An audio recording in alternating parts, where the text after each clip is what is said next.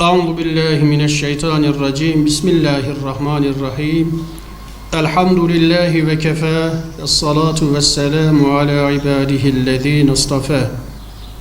Cenab-ı Allah'a hamdü senalar olsun. Sonsuz şükürler olsun. Bizler için birer arınma, temizlenme, kusurlarımızdan, günahlarımızdan, isyanlarımızdan, tuğyanlarımızdan ve yanlışlarımızdan arınabilmenin fırsatı olan bir Ramazan-ı Şerif ayımızın daha gölgesi üzerimize düşmeye başladı.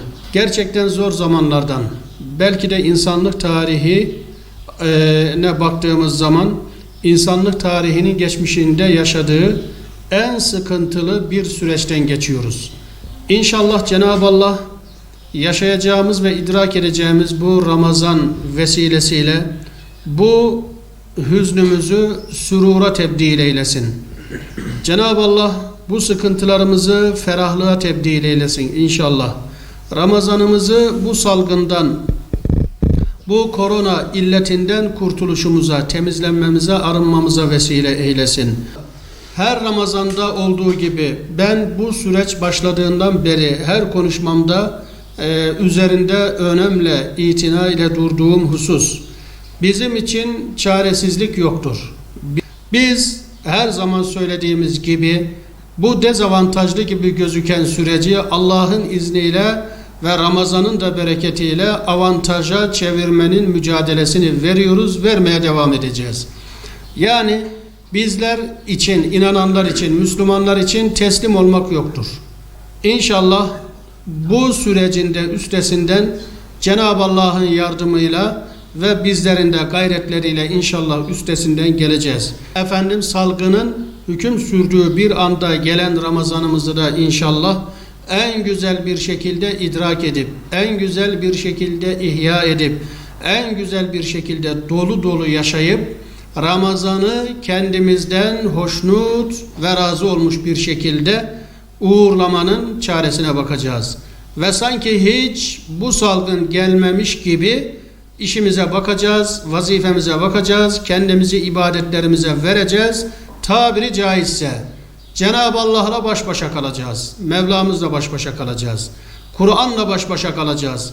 Peygamberimiz Efendimiz aleyhissalatu vesselam ve sünnetiyle baş başa kalarak bu süreci ve bu Ramazanımızı inşallah en güzel bir şekilde ihya etmenin çarelerini hep beraber bulacağız ve ortaya koyacağız. İnşallah bundan önceki Ramazanlarımızda olduğu gibi yine bu Ramazan'da da sohbetlerimiz olacak, vaazlarımız olacak. Efendim işte hocam camiler kapalı, camilerde imkanımız yok. Camilerimiz kapalı olabilir. Cemaatimiz camilerimize gelemeyebilir.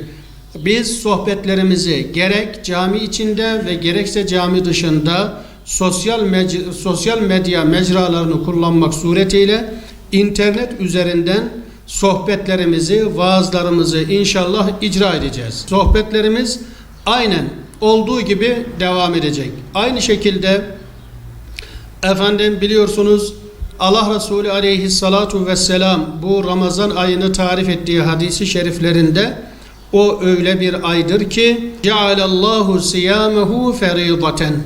Allah o ayın orucunu size farz kıldı ve kıyame leylihi tatavvuan, gece kıyamını yani teravihini de size efendim sünnet kıldı buyurduğu Peygamber Efendimiz aleyhissalatu vesselamın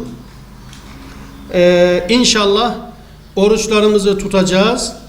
Camilerimiz kapalı diye sakın ama sakın teravihlerimizi ihmal etmeyeceğiz.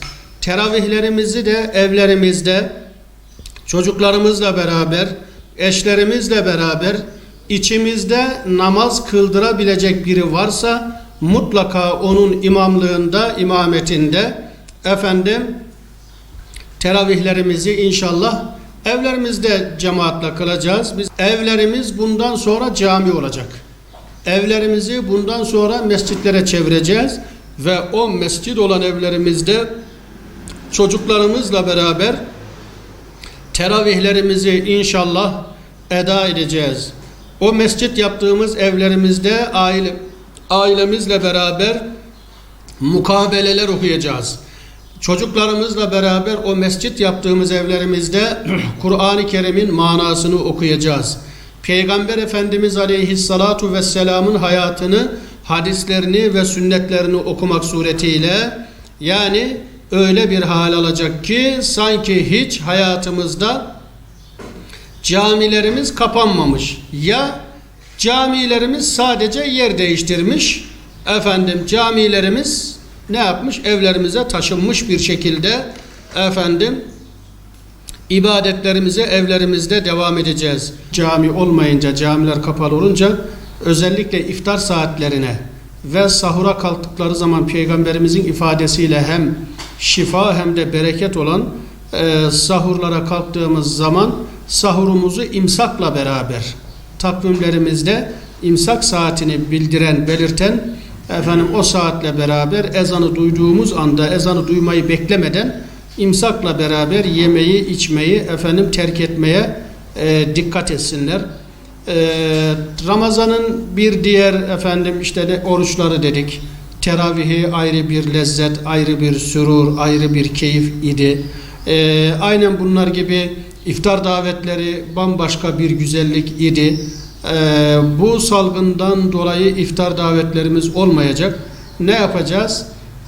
Bizler de Hazreti Hüseyin Efendimizin oğlu Zeynel Abidin gibi o asr-ı saadetteki sahabeler gibi evlerimizde annelerimizin, eşlerimizin hazırlamış olduğu iftarlardan bir kısmını hazırlık yapıp elimize alıp ihtiyaç sahiplerine, muhtaçlara, konu komşularımıza götürüp iftarlarını evlerinde ikram edeceğiz. Kendilerine kapılarını çalıp iftariyelerini, yemeklerini bırakmak suretiyle inşallah bu sünneti de ne yapacağız? İcra edeceğiz. Bunu da inşallah yaşayacağız. Çünkü Peygamber Efendimiz Aleyhissalatu Vesselam her kim bir oruçluya iftar ettirirse bu onun için günahlarına kefaret olur. Günahlarından kurtuluşuna vesile olur. Cehennemden azade oluşuna vesile olur ve o oruçlunun sevabının bir misli de kendisine verilir diye müjdelediği sevabı ve ecri muazzam ve muhteşem olan bir ibadettir. Oruçluya iftar ettirmek. Aynı şekilde inşallah imamlarımız, Kur'an kursu hocalarımız sosyal medya mecralarında internet üzerinden mukabeleler okuyacaklar. Bulunduğu yerde, çarşıda, pazarda, ticarethanesinde, alışında, verişinde, evinden de akıllı telefonlarını açıp bu mukabeleleri dinleyebilirler. Allah nasip eylerse ben de il müftüsü olarak inşallah mukabele okuyacağım canlı yayından. İnternet üzerinden canlı yayınlanacak inşallah. Oradan da izlemek isteyen, takip etmek isteyen kardeşlerimiz mukabelelerimizi takip edebilirler inşallah. Mutlaka ama mutlaka her birimizin bir kardeş, muhtaç ailemiz olacak. Dışarı çıkamayan, dışarı çıkamadığı gibi ihtiyaçlarını giderecek kimsesi de olmayan tanıdıklarımız, komşularımız, bildiklerimiz varsa bunları muhakkak hep beraber koruyacağız, kollayacağız, destek olacağız, ihtiyaçlarını gidereceğiz. İhtiyaçları varsa ihtiyaçlarını hep beraber inşallah bu rahmet ve mağfiret mevsiminde Ramazan'da hep beraber inşallah gidermeye çalışacağız. Ben özellikle buradan hali vakti yerinde olan, durumu iyi olan kardeşlerimiz belki kendileri verecek kimseyi bulamayabilirler. Tanıdıklar olmayabilir. Bizimle de irtibata geçip Adıyaman İl Müftülüğü ile irtibata geçip yapacağı yardımı bizim üzerimizden, bizim vesilemizle, bizim vasıtamızla bu yardımlarını yapabilirler.